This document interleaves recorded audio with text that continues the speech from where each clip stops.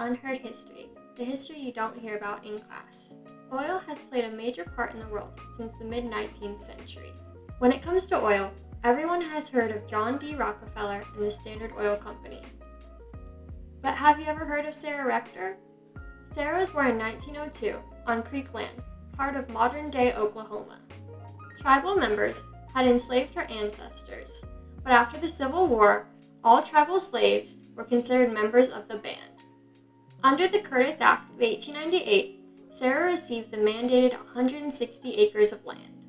Miss Rector and many other natives received what was deemed the most undesirable land.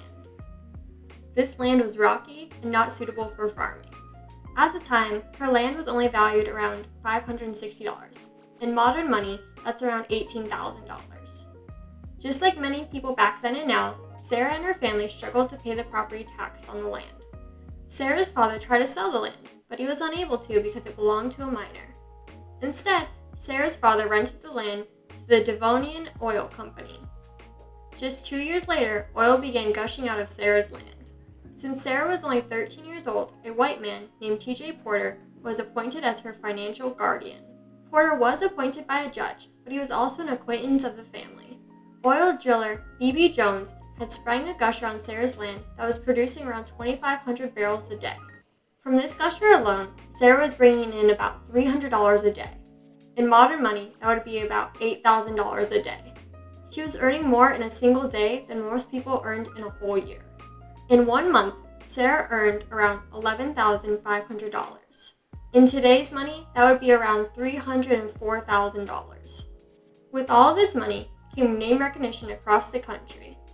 Various newspapers across the country printed stories about Sarah, saying anything from she lived in a small shack to not receiving a proper education, was wearing ragged clothes, and her money was being mismanaged by her financial guardians.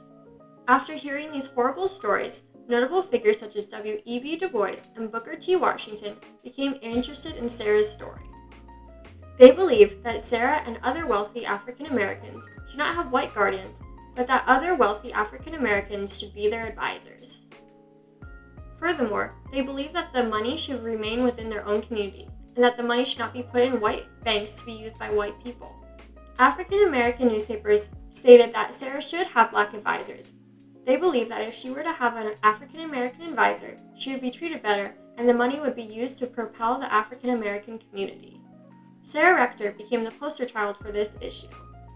While all this was going on, Sarah received numerous marriage proposals from greedy white men and countless requests for loans. Hoping to receive a better education, Sarah was enrolled at the Tuskegee Institute in Alabama. In the early 1920s, the Rectors relocated to Kansas City, Missouri. At this point in her life, Sarah was a millionaire and purchased the Rector Mansion. Over the years, Sarah had numerous financial advisors, until she became of legal age and became in charge of her own estate. Sarah had expensive taste. Sarah lived a lavish lifestyle.